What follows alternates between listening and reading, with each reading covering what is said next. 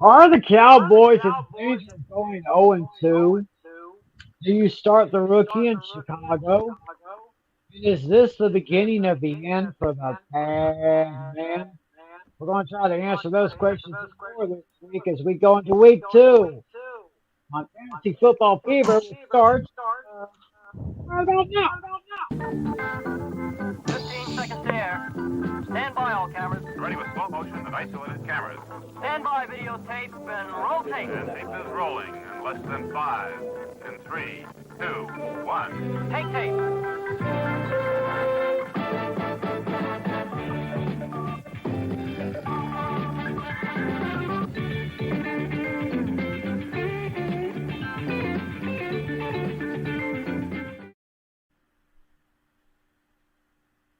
Hey, what's good, dude?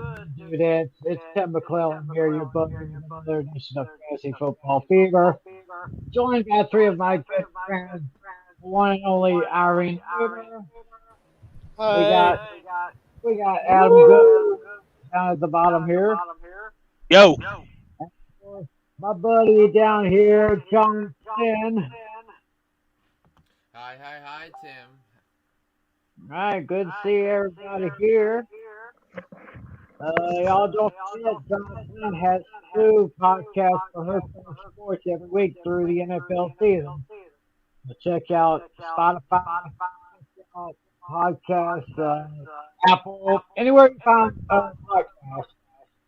Just look up Hook on Sports, and you know you got some good stuff coming to you. Yeah, and I know there's, and I can speak for all of us, there's no place to go but up after our terrible record in the predictions last week. That there's, against the spread I was 4-12, and straight up I was a mere 6-10. And also, I can relate because my team was like horrible, especially against the Packers. I tell you, I was 5-11 last week. One of the worst weeks I've ever had at picking games. So as Flynn said, there's nowhere to go but up. So hopefully we'll get better next week. Let's take a look here and is my mouse working? Oh, there we go. We're going to check last week's fantasy scoreboard, see how we did last week. Looks like Mark edged me out. 159.9 to 158.6. So Mark's got a victory there. We had our friend Nick taking down Alex, 106.8 to 138.5. Miss Irene here, a very formidable victory over Alex against Adam Oliver, 189 even to 5.5. I can't hear your mic. Check your mic. Oh, my mic. You hear me better now? Yep. Okay. Anyway, Nick beat Alex Barker to 138.5. Irene had a family victory over Adam Oliver, 189 even to 105.5. We had Ryan Carroll taking down John Valley 165 to 124.2. And we had two in the gang. That was you, right? Say again? That's me. Yeah, Koo in the game, that's me. Oh, cool name. Yeah, it is a cool one. You took down Andrew, 178.5, 172.9. And by the way, ladies and gentlemen, our friend Andrew St. Paris not here. He is recuperating, but we send our get well wishes to Adam or Andrew. Hopefully he'll be with us next week. And speaking of, let's take a look at our fantasy matchups for next week. And it looks like Irene and I have a matchup. And right now, I have a slight advantage projected total. I have 7.2, 146.0. Somebody say somebody not. So who knocks on our door?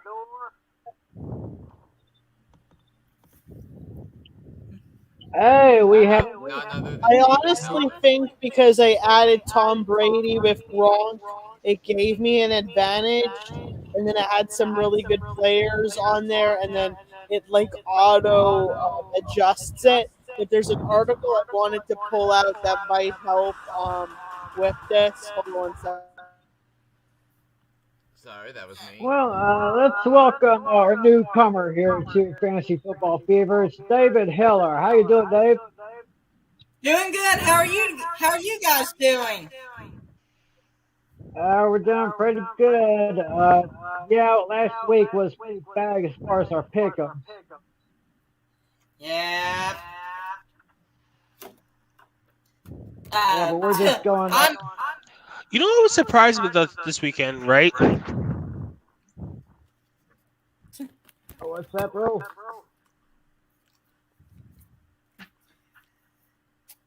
You were Yeah. saying? I'll be honest.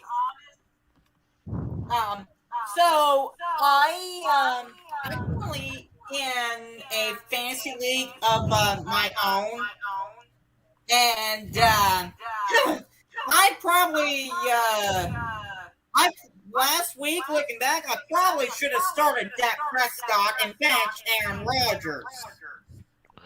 Uh, Yeah, I kind of made the same mistake too. I started Aaron Rodgers when I should have started Russell Wilson.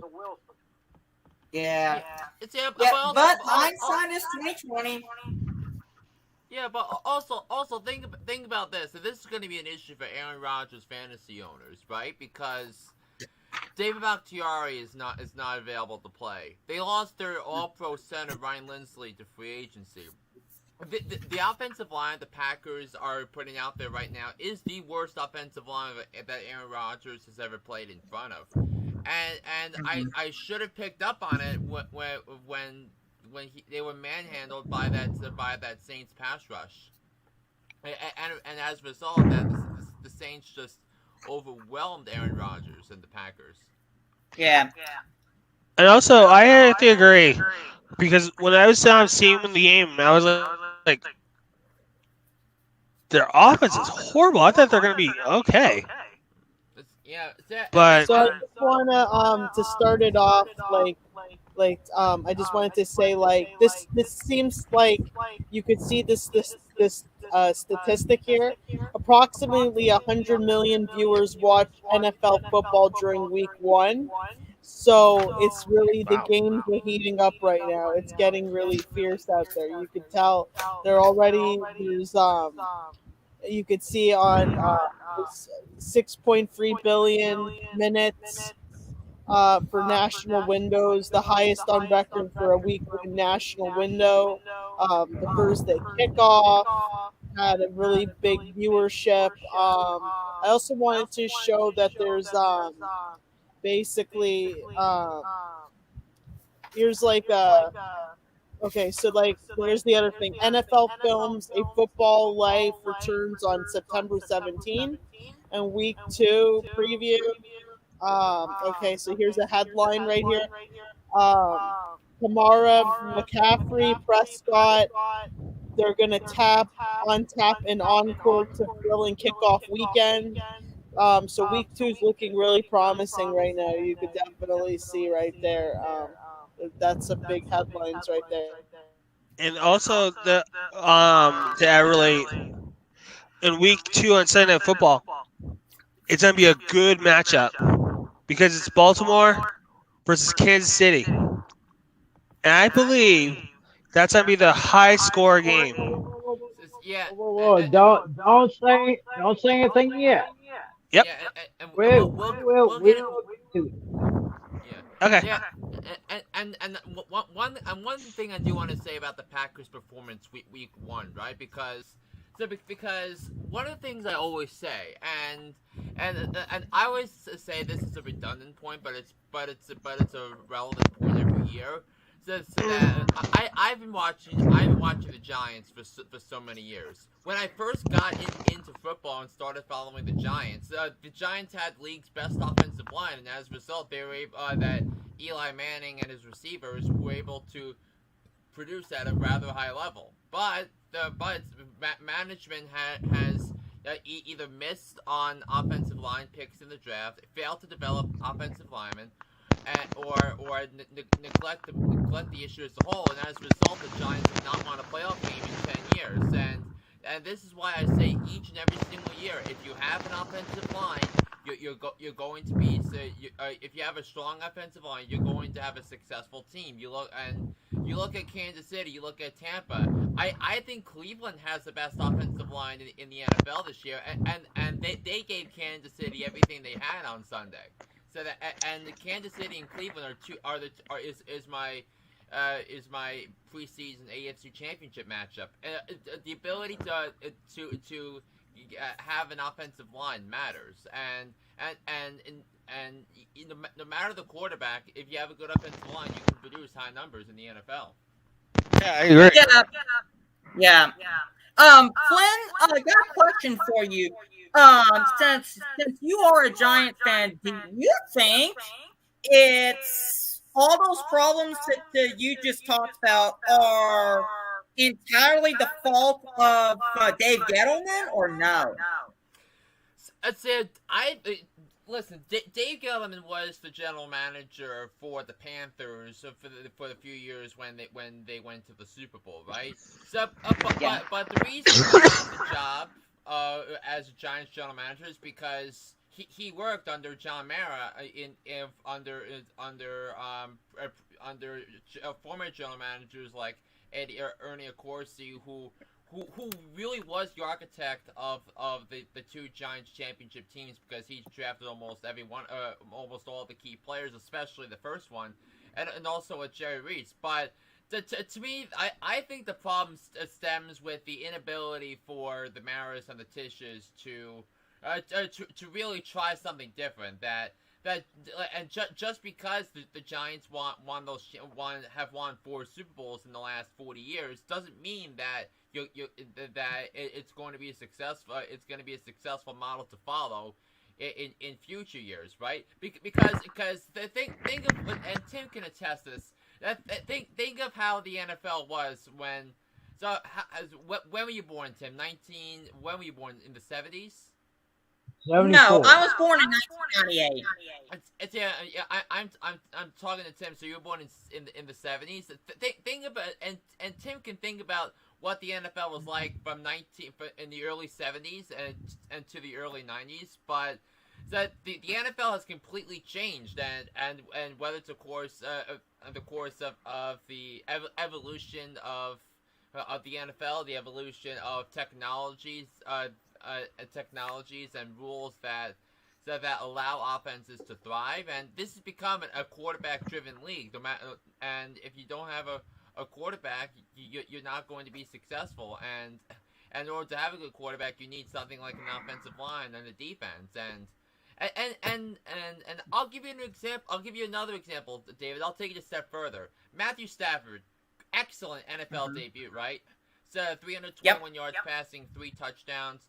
So his passer rating was 156.1 on Sunday, but before in his 165 starts with the Lions in 12 seasons, the highest single game passer rating he had was 148, which was lower than what he accomplished on Sunday night. And why were the Rams such a sexy pick to represent the NFC in the Super Bowl this year? They have an offensive line, they have a defense, and they have real coaching for Matthew Stafford. Except for the 4 years Jim Caldwell was the head coach with the Lions, the Lions didn't even come close to having everything in. And you needed to win games in January. Well, but you might say it was nice that the Lions had Calvin Johnson for so many years, but and having a Hall of Fame talent like that is great. But if you can't win the line of scrimmage, you're not going to go anywhere in the NFL. And circling back to your question about the Giants, Dave Gettleman had his choice of 4 offensive tackles in last year's NFL draft, and in a game of Minesweeper, he picked the mine. Andrew Thomas has turned out to be the dud, while Jedrick Wills, Mekhi Becton, and Tristan Wirfs have all proven to be better for the NFL than Andrew Thomas. So far through one season and one game.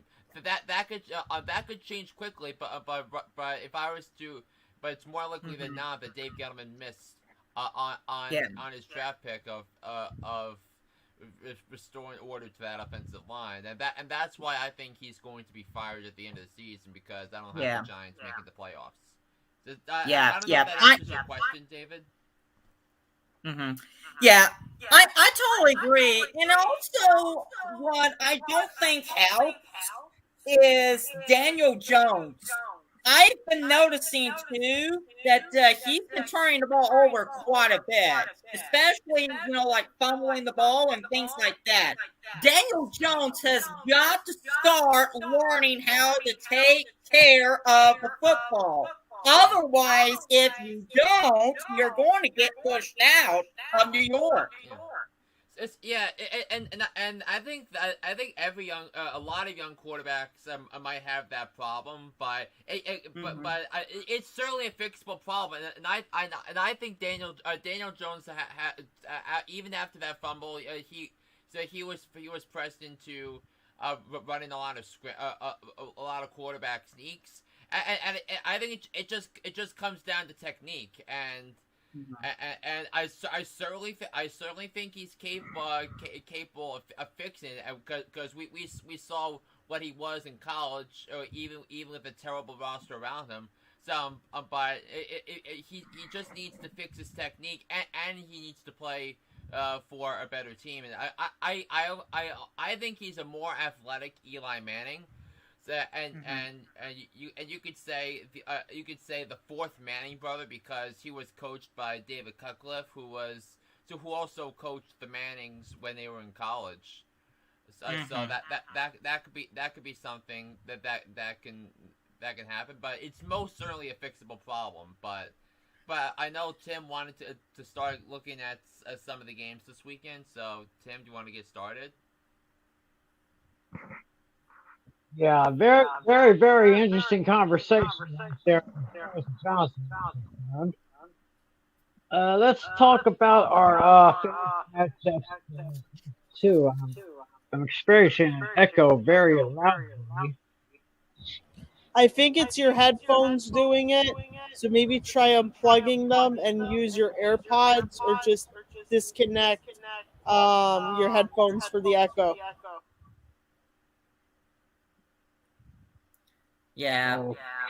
I may have to. So while you're doing that, NFL Films is okay. So they're going to be featuring James Harrison in the season 10, and it's going to premiere on September 24th. You could catch it on NFL Network, or I believe possibly in the Red Zone. And then I'm going to pull up the schedule for football games so people could see them.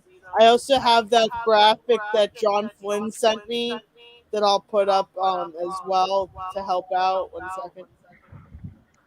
I say, yeah, you mean the picture I put in the I'll pull it up. I just want to get the schedule out so people could see it. Okay. Oh, by the way, speaking of this one, I wasn't here last week, but I did watch this. This one right here, it was amazing. The Americans game 2020, Tampa Bay Buccaneers and No Risk It, No Biscuit premiered Wednesday, September 8th on NFL Network. You could watch that on demand if you want, and the narrator's amazing, Billie Jean King. It was out of this world. I did watch it. It has John Cena in it, so it's awesome. 1 second, let me pull up the schedule. 1 second. Okay, I made some adjustments here. You can hear me, right? Yeah, I hear you. Yeah. Okay. Anyway, going. I can hear you too. Yeah, we hear you. Okay. No, I'm gonna just pull up Anyway, DraftKings. That might help a little bit. anyway, we're going into our week 2 fantasy matchups. Irene and I have a matchup. And right now, my projected total is at 147.2. Her projected total is 146 even. Then we got Nick and Ryan going up against each other. Nick has a slight 163.3 advantage to a 158.8 projected total for Ryan. Alex goes up against Flynn here. Flynn right now is projected at 145.8. Alex at 139.3. We got Natalie going up against Mark Yoda. Natalie right now has an advantage 157.6 to 148.9. And last we got Adam and Andrew playing each other. Andrew has the advantage 157.4 to 140.0. But of course that can all change because we got out a couple of days making changes on our rosters, checking injury list, checking waiver wires, and stuff. Here's the money line. For you sports bettors out there, I could already tell you there's some really good teams to bet on. Like you could catch them by looking at this. Let's look at for the batters out there. And now, so we will go into week 2 action in the National Football League. Another reason why Thursday night matchups getting so great. This Thursday we got the New York Giants taking on the football team.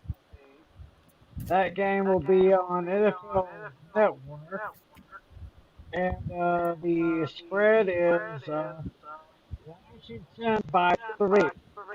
So, and as we kick off this line here, you think that defense for Washington will be formidable again? Yeah, if I was doing a survivor pool, I certainly would not touch this game by any stretch of the imagination because, because the problems with the Giants' offense that David and I have already chronicled the problems with the offensive line and all that. But Washington just lost a starting quarterback for the foreseeable future, and he's on injured reserve. Ryan Fitzpatrick after getting hurt in their loss to the Chargers on Sunday. So this is a game I would not touch, but I think this game is going to be won by the team with the better coach, the better defense, the better offensive line. So and I do like Taylor Heineke more than other people do, and Taylor, remember, this was the same quarterback that came within 8 points of beating Tom Brady and the Tampa Bay Buccaneers in the playoffs. So this is a game I certainly would not touch it in survivor pools, but I'll take Washington to win and cover. 20-14 is my predicted score of this game. All right, 20-14. Irene, what do you got? What for this one? I Oh yeah, believe honestly. Okay, for the New York Giants and the Washington, I'm already betting on the New York Giants for that one. And then for the Chicago against Cincinnati, So we're doing it one game at a time. a what? we're just going one at a time here. A one at a time. I would go with New York Giants on that one. It might be a toss up. Yeah, I can't even touch the game if I was in a survival pool. Right. So, David, who you got this one? Honestly, I'm a Dallas Cowboys fan, so I'm kind of like Oh my Flynn here. gosh! Oh my gosh! A young man after my own heart. Honestly, I would not even touch the Giants Washington game with a 10-foot pole. Especially based on the fact that the Giants are absolutely garbage. So no, I'm like Flynn. I'm not even going to touch that game with a 10-foot pole myself. Yeah, but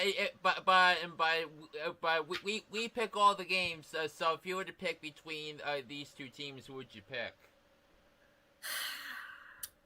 Gotta go with Washington. And I I think it would be say, Washington.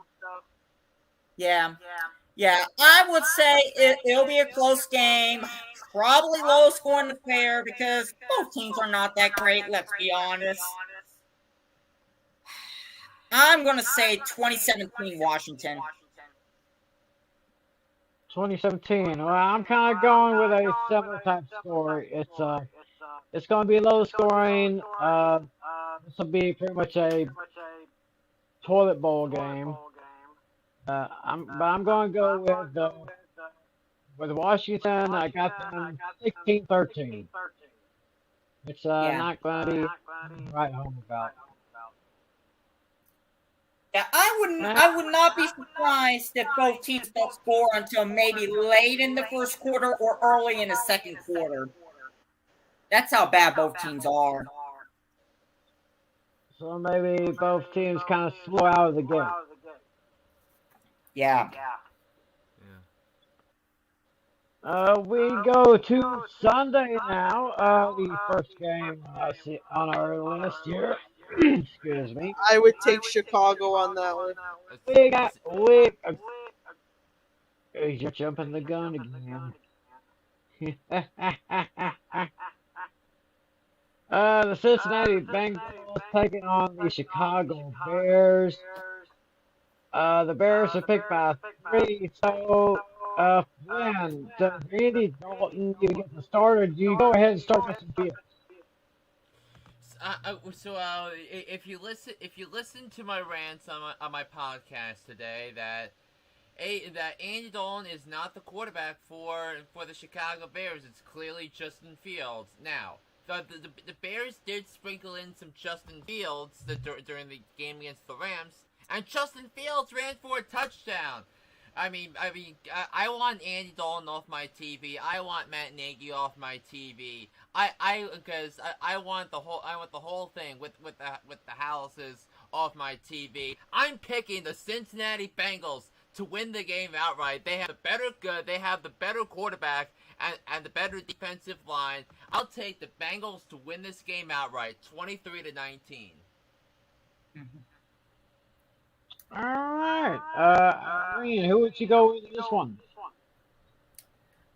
I'm also going to take Cincinnati on this one, but I think it's going to be a blowout. Chicago is just a terrible football team. But Chicago has the money line. Look, you can see they have the money line. I remember the Bears are 3-point favorites, and they made the playoffs last year. I don't know how they did, but yeah. I was shocked last year how the Bears even made the playoffs because that team, they just do not look that good. They didn't look good last year. They don't look good now. And I have a feeling that the fans are going to be calling on Justin Fields to basically, be called to the starting lineup and for Andy Dalton to be benched.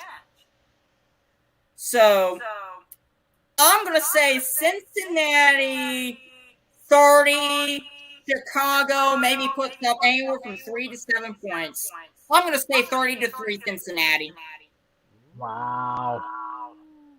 Okay, now let's see what Irene says about this one.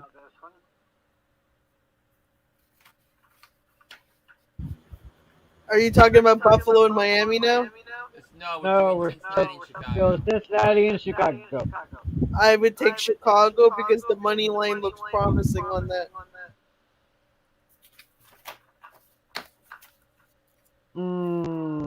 Okay. Uh, I got. I think they should start Justin Fields, and I got a feeling that Bengals might get the victory here. I got them 24-21. It's going to be very close, but don't be surprised if Cincinnati takes this one. I'm just going with my gut right now. Taking the Bears at home. Did you Now just we're say the Bears are at home?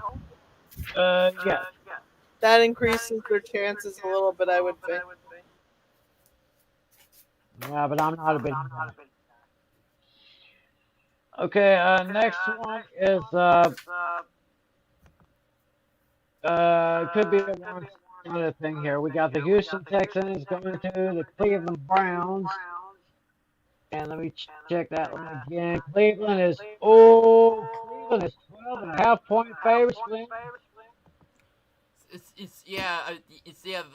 I thought the Browns played a terrific game against the Chiefs on Sunday, even though they lost. But I do think Cleveland's going to win the game, because I just think the coaching and the offensive line is better. I think they're stronger in a lot of areas.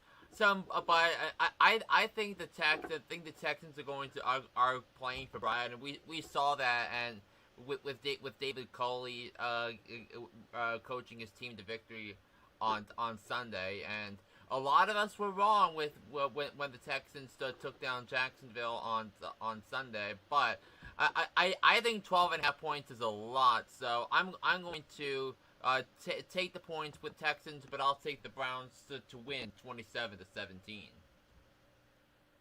I would take the Browns as well. David? Yeah. Yeah, I would take the Browns as well. The Browns have better coaching than what the Texans have. And of course, the Browns, you have Baker Mayfield, all the star power that the Cleveland offense has. I'm going to say Cleveland wins 27-10. Not bad, not bad. My score is almost similar to that. If you notice, too, Browns does have the money line, so that does look good. And, I mean, they're 12.5 point favorites, Irene. Yeah, they are heavily favored. Houston is going nowhere anytime soon. I'm taking the Cleveland Browns. I'm taking them big in this one. I'm going to take Cleveland 31, Houston 10, and the Cleveland Browns are my lock of the week. So, very interesting matchup in Indianapolis right now. We got the Rams taking on the Colts. Let's check that again. The Rams and the Colts, and the Rams are heading into Indianapolis as 4-point favorites. So, Flynn. I would take Indianapolis on that one. But this is another game I would not touch. But I just think the Rams have something special here. I believe that and I had Cleveland going the Rams going to the NFC Championship game preseason, and they played like a team that's going to be playing deep into January. And now the Rams, the missing piece of the Rams was a franchise quarterback that was accurate and could throw the ball down the field, and that was Matthew Stafford. I love the Rams to win and cover. I'll take them to win 24-17. Yeah. Oh. Yeah, I will probably take the Rams as well. I mean, the points that Flynn made are absolutely true. The Rams were missing a franchise quarterback who could throw the ball accurately and with precision. They got one in Matthew Stafford. I watched Sunday Night Football last week. and the Rams looks like they could very well be the team that represents the NFC in Super Bowl 56, and there could be a possibility that for the second straight year we might have a home team playing a Super Bowl in their home stadium. So I'm going to take the Rams. And I think the final score on that one will be 30-20. I too will take the Rams on this one, even though I think Indianapolis might keep it close. But in the end, gonna go with Matthew Stafford, who seems to have found new life on the West Coast. I got the Rams 27 and Colts 24. And of course, while we're making our picks, all of you watching us on YouTube and Twitter, we invite you to make your picks. Make your picks in the comments section below and see if you can pick games better than we can. Maybe a hell of a lot better than our games last week. Okay, over that. Well, anyway, let's go to Miami, where the Dolphins will be hosting the Buffalo, and the Bills are picked by. For the Dolphins one, I'm gonna take the Dolphins on that one because you know I love Miami. Okay, Flynn. I never imagined. I didn't think the Bills were gonna be on the same level they were last year going into the season, but they lost at home to the Steelers on Sunday. I think that might be a harbinger of things to come. Because get this stat, Tim.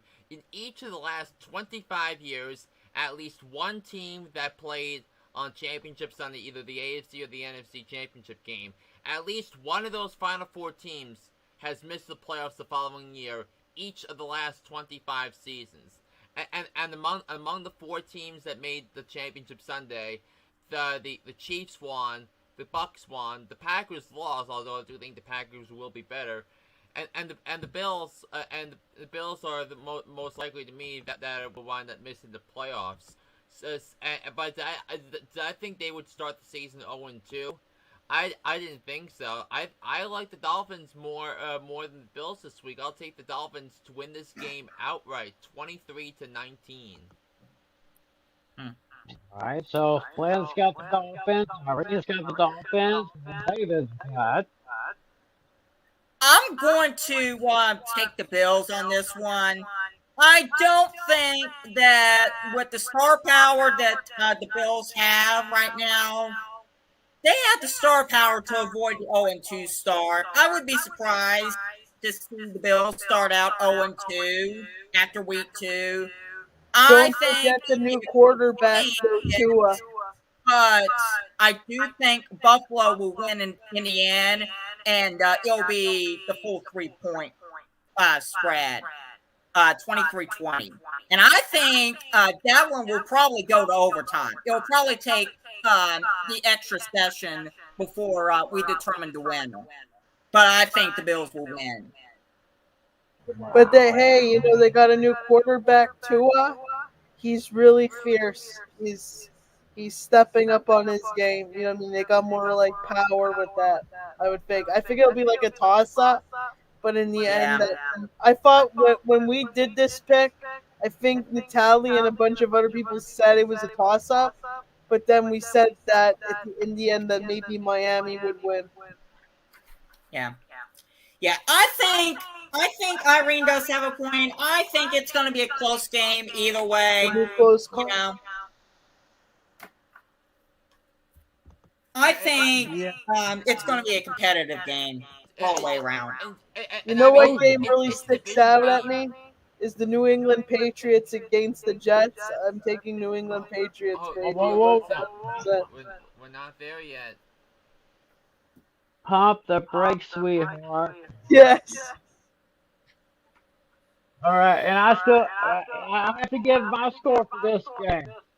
I'm going to go ahead and take Miami. It's going to be another close game here. But I'm going 28-24 fins up. Okay, now we can talk about the New England Patriots at the New York Jets.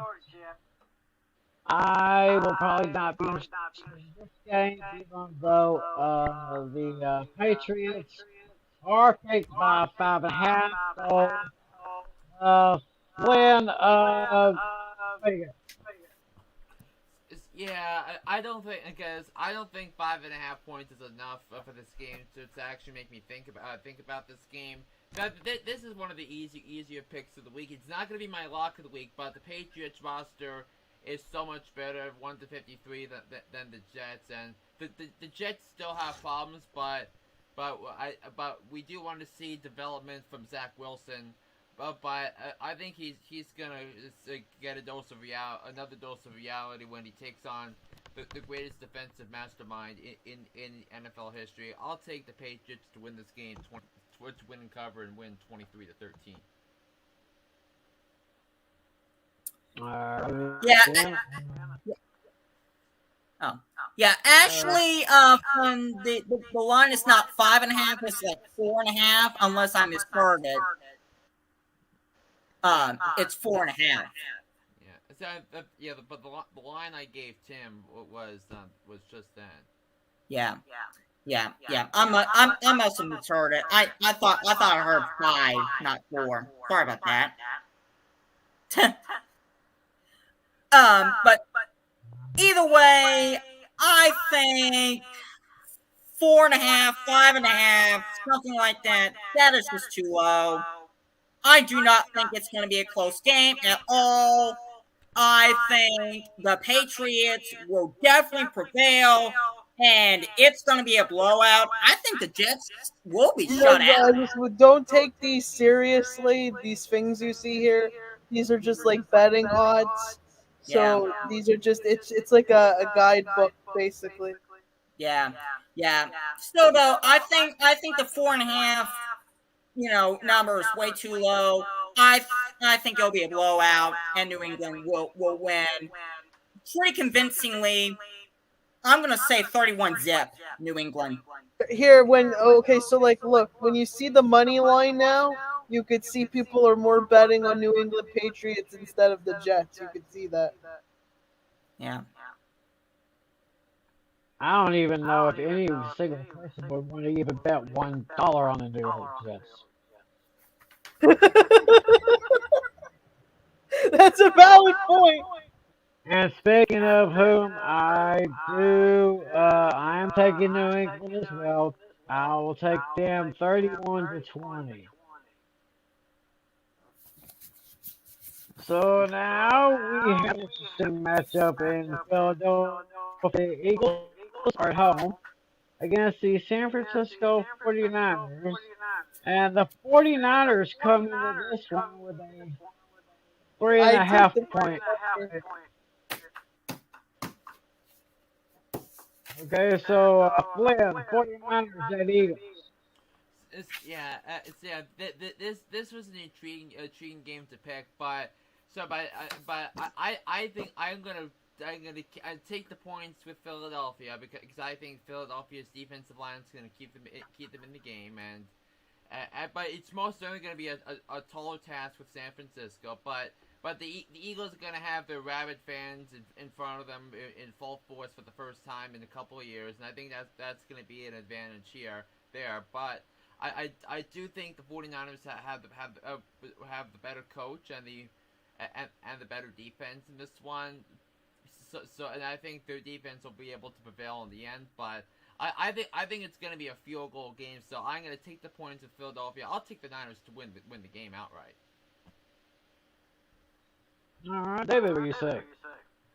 I am going to take the 49ers as well.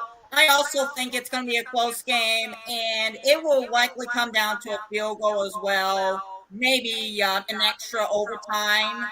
I am going to say 49ers 30, Eagles 27. Okay, Irene, who would you pick with these two? 49ers. Well, based on what I saw last week, I saw one team that was good, but one team that was a little bit better. And because You're of that, picking the Eagles. I'm pulling the trigger. This is my upset special. Eagles 31, 49ers 21. I believe you. Yes, I think so. Because I did see the Eagles play a little bit more fierce this time. I think they have a new quarterback or some new players. Yes, Maybe they John do. could verify that. Flynn, did they add any new players to the Eagles or no? No. No. Maybe they have a Not new. really. What's Got Flynn's Jalen opinion Hurts. on that one again? What did he say on it? Niners win, Eagles cover. I think the 49ers might win that one. I got a feel, but I'm not discounting what you said. It could be right. It's yeah. I mean, it's a hard game to tell. You know what I mean? But I think the 49ers are gonna. You could see the money line on that, and people are they're close to each other. But if it was a toss up, and people did bet that Philadelphia they would come out big on that. All right. Well, I'm picking the Eagles on this one because Jalen Hurts looked pretty darn good last week. And speaking of looking pretty darn good, the Las Vegas Raiders, after that awesome performance last night, they're heading to Pittsburgh to take on the Steelers. And right now, the Steelers are at home as 5.5 point favorites. Yeah, no, Flynn, honestly, who goes first? Flynn, go ahead. Yeah, I thought this was the toughest game of the week for me to pick because these were two teams that I didn't think were going to win, but both teams took down teams that played each other, that played in the playoffs a couple years, played in the playoffs last year in Buffalo and Baltimore. That was a crazy game between the Raiders and the Ravens. We didn't talk about this in the open, but the Raiders almost losing that game on that end zone interception, and then Carl Nassib with the fumble to set the Raiders up, and then the winning touchdown by Derek Carr. That was one of the wackiest finishes I've seen in a while, and I give the Raiders a lot of credit for that. And even the Steelers too. The Steelers found a way to win even when they didn't play their best against a very good football team. So, but I just think the Steelers, even though I think their defense is a little bit weaker, I do think Pittsburgh is going to wind up winning this game. But I think like the San Francisco spread, I think 5.5 is a lot. So I'm going to take the points with the Raiders, and I'll take the Steelers to win 27-23. All right. See, Irene, who would you pick? Which Las Vegas against Steelers? Yes. Okay, so this is my honest opinion. I think lately the Las Vegas one, they've been playing a little lousy. I think I would go with the Pittsburgh Steelers because they're really getting, you know, I've seen them play against the Browns and like a few other teams, and they're getting up there a little bit. You know what I mean? I think. What did Flynn say on that one? Did you say Vegas or Steelers? It's with the points or the outright winner. What? Did you ask for outright winner or pick against the spread? What's your opinion? Like, do you think the Steelers are gonna win or Vegas? I have the Steelers winning. Me too. So there you go. I think I would pick the Steelers on that one. Okay, David, what say you? You know what? I think I am going to pick the Raiders and the Steelers as my lock of the week. So who's the winner? I would take the Steelers on that one though because I think I'm going to take the point spread on the Steelers, and I also think that the Steelers are going to win as well. Keep this in mind. I know. None of y'all have mentioned this, but I want to mention this. keep in mind that in most cases, whenever teams play like a really close game on Monday night, they often struggle the next week. And the Raiders did not look good. It had to. They were, I think, lucky that they got out of there against the Ravens with a win. They're going to be going to Heinz Field, taking on a very good Pittsburgh Steelers defensive team that basically shut down the Buffalo Bills offense and Josh Allen last week. In fact, they hold the Bills to only 16 points last week. So I think based on all those factors, I'm going to say the Steelers are going to win 23, and the Raiders will only put up maybe 10 points. That's it. Interesting. I actually see this game kind of going neck and neck, just like the game last night. But I'm going to take the Steelers to win the squeaker, 28-27. I think Las Vegas could try to really make it competitive, but in the end, go with the home Steelers. Where are you? Are you on the 27th now? I just said the final score is Pittsburgh 28, Las Vegas 27. Now we have a very interesting NFC South matchup. New Orleans Saints taking on the Carolina Panthers. They'll be playing over Charlotte. And we have New Orleans at 3.5-point favorites. So, unfortunately, on that game, I would have said Carolina if they had Cam Newton, but unfortunately, now that they traded him off, I'm gonna have to take the Saints because they lost a really good player. Wait. Hold. Are you this blasphemous for not picking the Panthers because of Cam Newton? They need Cam Newton back. Are you living in 2015? I'm sorry. I'm sorry because that reason was a joke. Do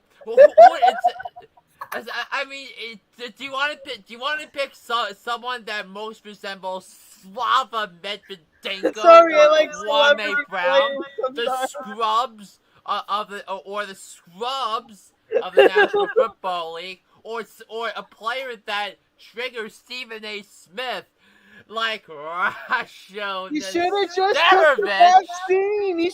took the vaccine. We needed him for the Patriots, and then boom, he's out. Rasho Nesterovich. Are you blind, Irene? No, I'm not. I like celebrity players. Okay, let's try this again, Irene. It is in fact a Chris Myers, Daryl Johnston, Jennifer Hale special, the NFL on Fox. Irene, your Saints, they're favored by 3.5, taking on the Carolina Panthers. I think the Saints will win that game, though. I have a big feeling. I got a big feeling because they're losing. They need their good quarterbacks. They need good people to line up to protect the ball. They need good quarterbacks. Jameis Winston threw for 5 touchdowns against the Packers on Sunday. Is that not a good quarterback? Maybe it might be a toss-up. It could be a toss-up. Drew Brees is out now. And now they got Cam Newton out. We needed Cam Newton for the Patriots. That's what we really needed. And he should have just took the vaccine. That's what he should have done. But, what could you do?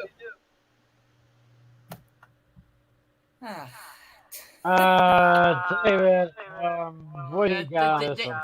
David, make your pick now. All right. Honestly, I think that one's gonna be a close one, but I think the Carolina Panthers are going to be the upset winner. It could be. It could possibly be. But we'll see because, like I said, their players are. It's all mixed up lately. Yeah. But and besides, also keep this in mind that Panthers head coach Matt Rule said in a press conference today that quarterback Sam Darnold was, quote, under too much pressure. So the Panthers have got to work on their offensive line if they want to beat the Saints. As it is right now, I'm going to take the Saints in an upset win. But if they cannot get the offensive line figured out and the Saints defense get to Sam Darnold early on and often enough, then the Saints might actually win convincingly. There you go. I predict that the Saints will win convincingly. I say after a 5 touchdown performance by Jameis Winston, hopefully he's got that mojo still going. I say 31 Panthers 10.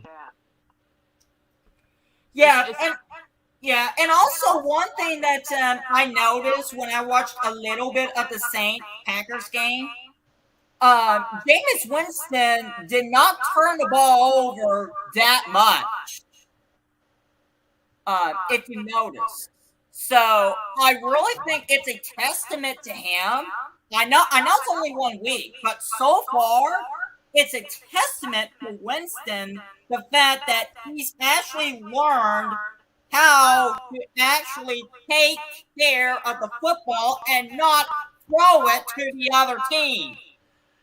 So, one thing, Pete Carmichael and Sean Payton are their coaches, unlike what he had his first few seasons with the Tampa Bay Buccaneers, and see what a difference coaching can do to a quarterback. The results immediate results. But now for this game, the Saints are 3.5-point favorites, and I'm gonna take the point here with Carolina, but I think the Saints are gonna win. Flynn, I wanted to just tell you, I support the NFC teams. I'm an East Coast girl. I'm for the NFC teams. Trust me, I want them to win. But I'm just saying to myself in the back of my mind, they need to have some serious players on there, like some really, really, really, really. Like you could see right here the Tampa, like I'm just pointing out something. You could see the Tampa Bay Buccaneers right there. That you could really tell that they're gonna win that. I could already tell they're gonna win that. All right. We have a matchup in Jacksonville. The Jaguars are at home against the Denver Broncos. Let me see that. Jaguars, Jaguars. Oh yes. The Broncos are 6-point favorites. Lynn, how do you see this one coming out? Yeah, so this was a tricky one to pick because the Broncos are coming off a win against the Giants, the Jags coming off a loss against the Houston Texans, and I just think the Broncos have a significant advantage in everything: coach, quarterback, offensive line, defense, and I think Teddy Bridgewater is going to shred that Jacksonville defense. I mean, the defense that gave 37 to Tyrod Taylor and the Houston Texans, and that tells you where the Jaguars are in the NFL. I'll take the Broncos to win and cover. They'll win this game 27-17. Broncos. Yeah. I'm also going to take the Broncos in this one, but I definitely agree with you. Flynn, the Jaguars. This is the same Jaguars defensive team that gave up 37 points to Tyrod freaking Taylor and the Houston freaking Texans. Are you absolutely kidding me, Urban Meyer? What are you doing? What are you doing? Teddy Bridgewater is going to absolutely tear the Jaguars defense to shred. And I think the Broncos will shut out the Jaguars, and the final score will be 41-0 Broncos. Wow. That is pretty bold. That is pretty bold. I Well, see. keep in mind, this is the same Jaguars defense that gave up 37 points to Tyrod freaking Taylor, as I mentioned. 37 points! That's true. That's true. I'm gonna take Denver in this one. I say Denver will actually double up on Jacksonville. Also, 28-14, give it to the Broncos. Very interesting game here in Arizona. The Cardinals are going to be at home against the Minnesota Vikings. And this, by the way, is the first of the late Sunday games. And the Cardinals are picked by 4.5. Yeah, Flynn, what's your preference? this is one of the sneaky good games that I'm looking forward to, Tim, because these are two teams that can sling it down the field. They have explosive playmakers. Arizona with Kyler Murray, who was the best quarterback in fantasy football last week, and he was in one of my leagues. He was actually in our league. He was the quarterback. He had 5 total touchdowns, including 4 passing and 1 rushing against Tennessee. But I digress. I think the Cardinals are a stronger team. I think Arizona is slightly better defensively. And I think they have a few more. They're similar in terms of arsenal of weapons, but I think even though I think Minnesota's running attack is stronger with Dalvin Cook, and I think Minnesota's offensive line is a little bit stronger, but I think I'll take the team with the better quarterback and the better defense. So I'll take the Cardinals in a close one, 30-27. So I'm going to grab the 4.5 points with the Cardinals. Alrighty then. Yeah. I think. Go ahead, David. Oh, okay. I think I will take Arizona the points. I'll take the 4.5. But as far as my winner, I'm gonna pick the Vikings in this one. It will be by about 4 or 5 points. I'm gonna say 30 to 25 Vikings. What are the two teams again? Cardinals and Vikings. What did Flynn say on that one? I said 30 to 27 Arizona. You said Cardinals? Yeah.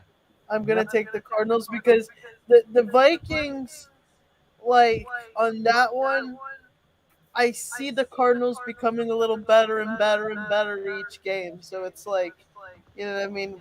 Between the two, it could be that way. But the funny thing is, speaking of Vikings, they're on top of fantasy football. Like, let me just show you. Let me just show you this. Are you looking at ESPN?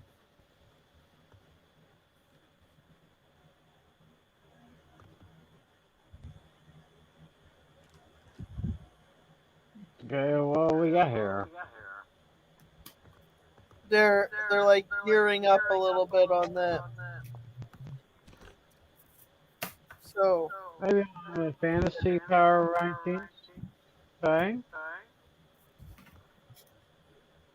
but for betting wise and stuff like that, I would go with the Cardinals. But if you're talking fantasy, like just fantasy, then I would go with the Vikings. It depends what you're you know what I mean? Depends. Yeah, I have Dalvin Cook in one of my other leagues, so I need him to have a big day because I'm in 4 fantasy leagues, but that was the only one I lost, and so I do not want to go to 0-2 in that one. right. So what I'm going to do is, this is going to be a close game, in my opinion. It's going to come down probably to a late field goal. I'll give it to the Cardinals to take it 27-24. Now, this next game, I was going to make a lock of the week, but I guess it's just too simple to make a lock on any team that plays against these guys, decent teams. The Atlanta Falcons are heading to Tampa Bay to take on Tom Brady and the Tampa Bay Buccaneers, and Tampa Bay is picked by 13.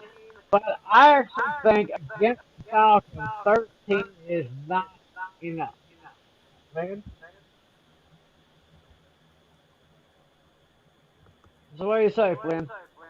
Yeah, I mean, you mentioned lock of the week. This is my lock of the week because you look at how the Falcons played against Philadelphia on Sunday. They couldn't block, they couldn't tackle, they couldn't coach, they couldn't execute in the red zone. Same problems as last year, but other than those, they can't. So I say they can't block, they can't tackle, they can't score points, and they can't defend. Other than that, the Falcons are a pretty good team. Lock of the week: Bucks 38, Falcons 20. All right. I don't have to ask Irene who she's taking because we know who she's taking. Yeah, she of course will be taking Tom Brady and the Buccaneers. I love Tom Brady. And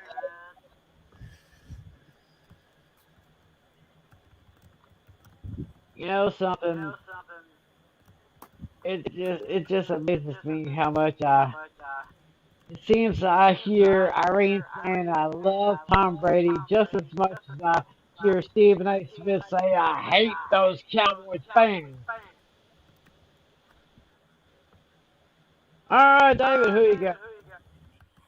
I'm taking the Bucks on this one too. Honestly, the Falcons are not that great of a team. Uh, No, no, no, no, no, no, no, no, no, no. Let me um, explain. Let me explain. They're a good. Okay, so like the Falcons, they are a good team, but it's just they're up against the Buccaneers, and let me explain. When they keep putting, you got Gronk and Tom Brady on there. I wasn't even caring about the Buccaneers before. I didn't even care about them until they put Tom Brady and Gronk on there. It activated action. So like, what I'm saying is the Falcons could be better, but maybe against like the Bills or the Jets or like a different team. You know what I mean? yeah, yeah. Let's face it. The Falcons will probably win some ball games. Yes. Let Let's be honest here. But they're going to Tampa and they're running into an absolute buzzsaw. And I think the Bucks will win convincingly 28-10.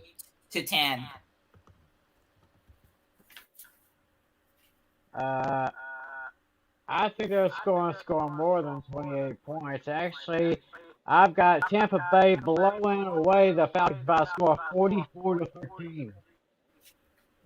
Because as our good friend Jason Myers, if any of you know him, always says, the Falcons.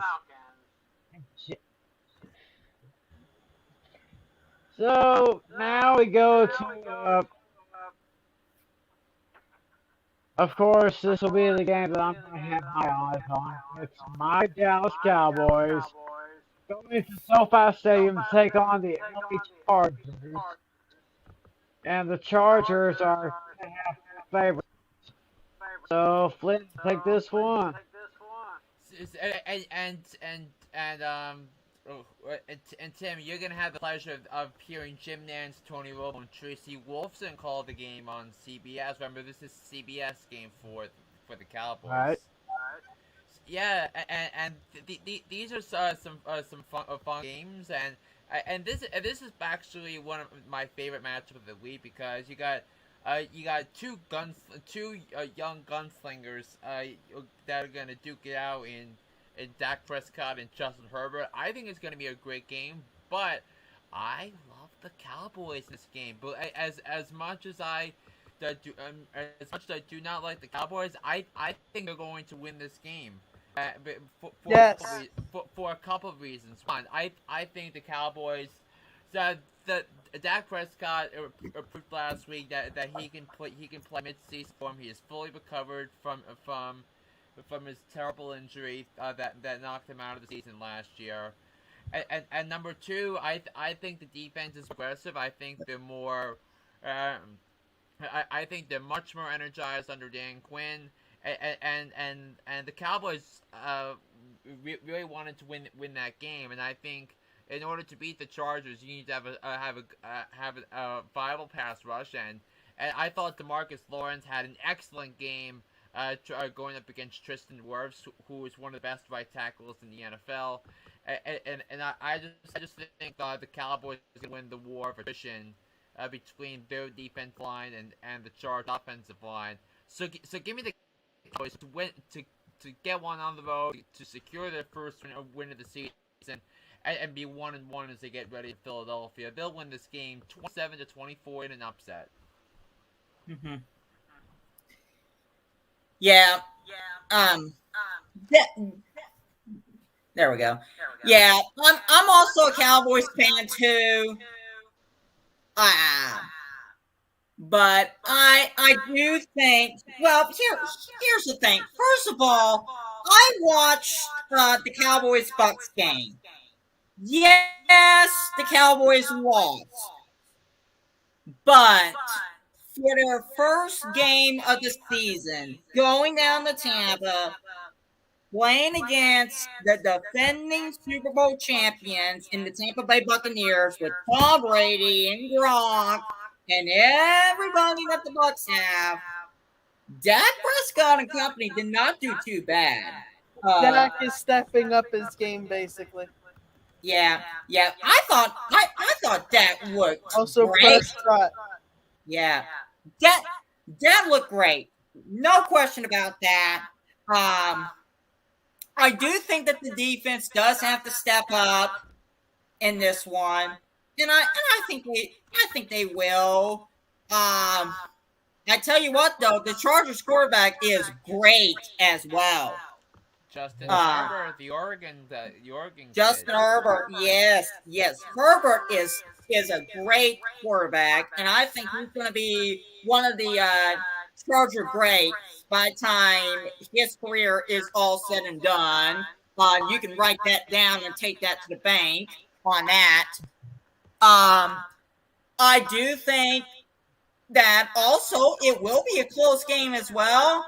I'm going to take the Cowboys 40, Chargers 37. Dodgers? Am I allowed to show just a 2-minute commercial of something real quick?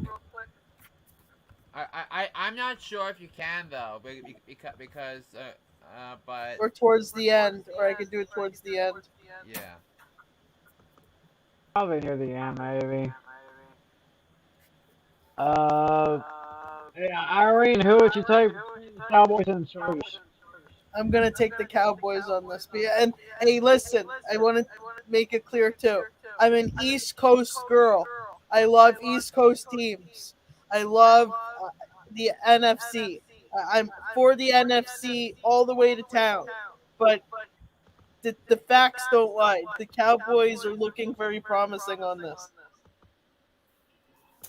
And Lynn, I think this is probably the second time in the last 2 weeks that this has happened, where I matched your winning team and score.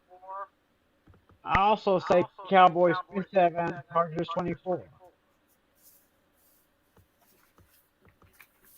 That's, I can't remember, but I think last week we matched each other with the winner and the same on the score. Can't remember which one though. But I can see Cowboys bounce back, heading home to week 3 against those filthy Philadelphia Chickens. Of course, that's the game that I'll be attending weeks here, but we'll get to that later. This may be a nice one here. Tennessee at Seattle. Let's take a look at this one. Well, Seattle is at home and they're 5-0. So, Flynn, what do you got? Let's take Yeah, neither one of these two. Neither one of these two teams do I trust at all to go win a championship. But everything I feared about Tennessee came up and then some on Sunday against the Cardinals. They are weak. They are weak on defense. They don't have they downgraded big time at the offensive coordinator position. Derrick Henry was successfully neutralized. And Chandler Jones burned them for 5 sacks, and I just think the Titans have a lot of issues. I don't think they're a playoff team, unlike what a lot of people think. And I'll take the team with the better defense and the better quarterback. I think Russell Wilson yanks one out of the end. I'll take the Seahawks to win 23-19. I'll take the Seahawks too. Yeah, but I'm gonna take the points with the Titans though. I think it's gonna be a close game. Very, very nice. Got Irene going with Seattle. David, who you got? I'm also going to take Seattle as well. I watched a little bit of the Cardinals-Titans game. Obviously, I got that game thanks to Kyler Murray being on there. But that's just beside the point. But from what I saw, the Titans just did not look that great. They clearly downgraded in the offensive coordinator position. The offensive line was just absolutely positively destroyed by the Cardinals defense. And so if they couldn't handle the Cardinals defense, how in the world are they going to be able to travel to Seattle to Central Link Field and expect to do even better against the 12th man and the Seahawks defense? And unlike last year, the Seahawks will have fans in the stands, which means noise, and that's going to play a huge factor in this. And I think the Seahawks will win convincingly over the Titans. And I'm going to say the final score on that one will be 40-17 Seattle. Nice. I am going to go with Seattle here. I got them winning by a score of 35-24. And I'm afraid Derrick Henry, he may not break 100 this time. I don't know. But we'll just see what happens. Because I can never really bet against Russell Wilson ever again. He's pretty much good money as a bank. Sunday night game. This is going to be another great one. When these two teams get together, especially over the last couple of years, it's always been a great match. The Kansas City Chiefs at the Baltimore Ravens. And we got Baltimore.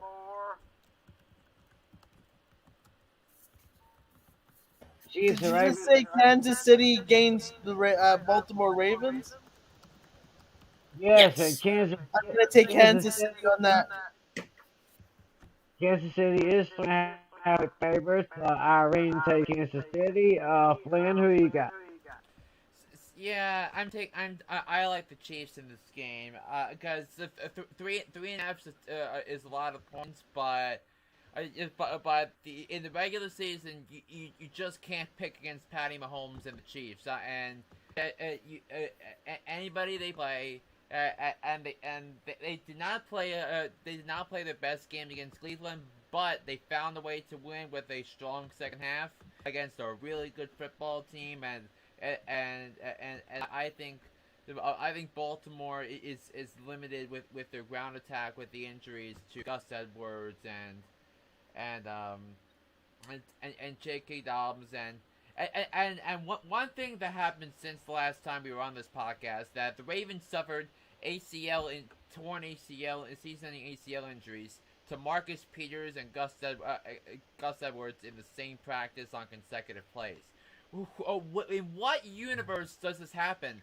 Where two players, where two players don't get hurt like that in the same practice, let alone consecutive plays. I'll take the Chiefs to win this game 34-27. All right, Yeah, David. Tim, you're I'm gonna also love going to this. take the Chiefs in this one as well. Honestly, the Ravens are clearly decimated by injuries.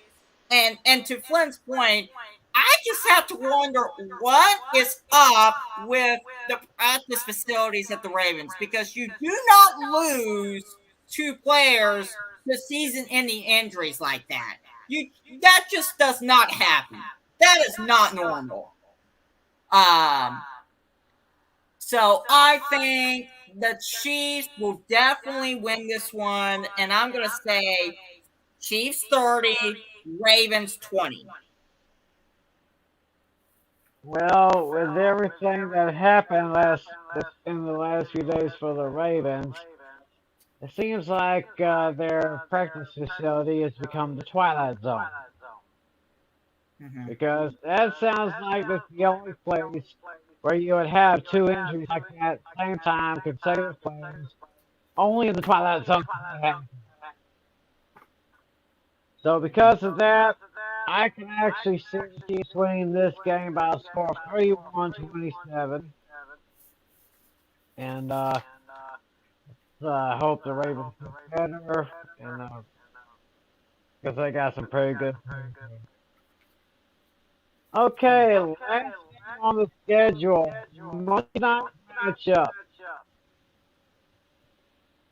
Detroit Lions at Green Bay Packers. They will be playing not quite frozen tundra of Lambeau Field. Green Bay is picking 10.5 win, but I'm not going to ask you. Is Bad Man's head in the right place? So I mean, if there is any antidote for Aaron Rodgers after what he went through last week, in terms of an offensive production standpoint, it's playing the Lions. But the offensive line is banged up, and it was clear that they missed Bakhtiari. And 10.5 points is a lot. And I think there is something about Dan Campbell that I think might be endearing to Lions fans, because he demands 60 minutes of regular of hard-nosed football from the Lions, which really didn't happen. So, but I just think it's going to come down to Ian coaching. But I think the Packers are going to yank one out, but I 30-28, so I'm going to take the points here with the Lions. All right, yeah, Green Bay Packers, and by the way, Flynn, NFL has been doing a lot to improve 5G communications, and I have been seeing them use the latest iPads, but I apologize if the video is irrelevant to the podcast, but I was just thinking because they're utilizing 5G more. That's why I was thinking to show it. Okay, so we Take got Green Bay on it. So Glenn was taking Green Bay straight up and taking the Lions with the points, right? Correct. Yeah, All right. and also it's getting late for me, so I'm gonna have to leave now. No worries. All right. All right, well, at least we got all your big shit. Hey, listen to us on Sports, John Flynn. Take Yep, care, that's man. me. All right, take care. And honestly, 10 point total on that one. That is way too high. Actually, I think 10 points is way too high. I think the point spread should be about 3 to maybe 5 or 6 points, something like that. 10 is just way too high. But I do think the Packers will, and Aaron Rodgers too, will come back after the dismal performance against the Saints in Jacksonville, and they will win against the Lions in a close one. I'm going to say 30 to 27. Something else I want to mention too. The NFC North. The NFC North last week in week 1, they went 0 and 4 last week. 0 and 4. There's something Um to give. I think it was just a combination of poor performance in the quarterback level, especially with Aaron Rodgers, and just bad plays, poor ball control, everything that could possibly go wrong. All the NFC North teams didn't do a very good job at all last week, and it really showed. And that's why everybody in the NFC North is 0-1, whereas everything in the NFC West was firing on all cylinders. Every single team in the NFC West won. That's why everybody in the NFC West is 1-0. Good play by the quarterbacks, good defensive plays, timely stops when they need. Everything for all the NFC West teams was firing on all cylinders. That's why they won their games, and why all the NFC North teams lost the way they lost, especially the Packers. I mean, that was just an abysmal. I'm just going to call it the way it is. That was just an abysmal performance on the part of the Packers, and they're definitely expected to play better and do better against a team like the Lions. If they don't, there's going to be a lot, and I mean a lot of questions that's going to be aimed directly at not just Aaron Rodgers, but Matt LaFleur as well. So I wanted to tell Tim, because I know Tim's into Apple products. You already know that NFL is improving communications with 5G and everything. So I just want to do a verbal shout out to everybody. Today is the Apple event. If you missed it, check it out on YouTube. There's iPhone 13 was released today. It's available for pre-order September 17th. You could purchase it on September 24th. And they also have the Apple Watch Series 7 coming out as well. Because I know Tim over here likes he just got his AirPods and he loves them. Actually, I got some generic AirPods. I'm not really an Apple person. I thought they were real. Sorry to break your heart there. And I'm sorry to do this here, but I'm going to give Green Bay one more shot. I'm going to give the game to Green Bay. I say Green Bay 27, Detroit 21. If somehow the Lions pull off the upset, yes, you're right, David. There will be a lot of questions for not only Rodgers but for the coaching staff, and I mean, because like I said before the season began, Aaron Rodgers is playing with a chip on his shoulder. He didn't want to come back to Green Bay, but Green Bay wanted him back.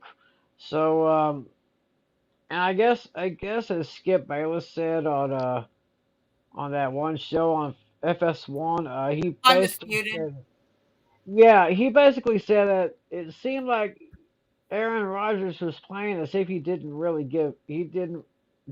care. And it definitely showed in that game when they got totally blow out by the Saints. But I'll see Green Bay bouncing back this one hopefully by a score of 27-21. And with that, I think we will put this show, tie a bow on it, and ship it out. And like I said, hopefully we do better on our picks this week than we did last week. So once again, John Flynn is always great. Remember, he's got 2 podcasts every week during the NFL season. One is just NFL picks. One is for a little bit of NFL and all the other sports. Go to Apple Podcasts, go to iTunes, Spotify, anywhere you find a podcast. Look up Hooked on Sports, John Flynn, and you're going to get some great stuff. Anyway, I want to say thanks to Adam Godwin, who was here earlier, of course, John Flynn, to my friends Irene Namer, and of course, David Heller. David, it was great seeing you, buddy. Hope you can do it again sometime soon. Yep, and go Cowboys. Yes, Go absolutely. Bucks and Hopefully. Dolphins and Patriots. More like, actually, slight correction. How about them Cowboys? There you go. In my opinion, the 4 most beautiful words in the English language. Anyway, thank y'all guys for watching. Hey, enjoy the games, and we'll be back here next week, same time, same place, next Tuesday night, 10 Eastern, 9 Central, right here at YouTube and over on Twitch. So, for all my friends here, I'm Tim McClellan. Thanks for joining us. God bless y'all, and remember, be a good sport. See ya! 15 seconds to air. Stand by, all cameras. Ready with slow motion and isolated cameras. Stand by, videotape, and rotate. And tape is rolling in less than 5, in 3, 2, 1. Take tape.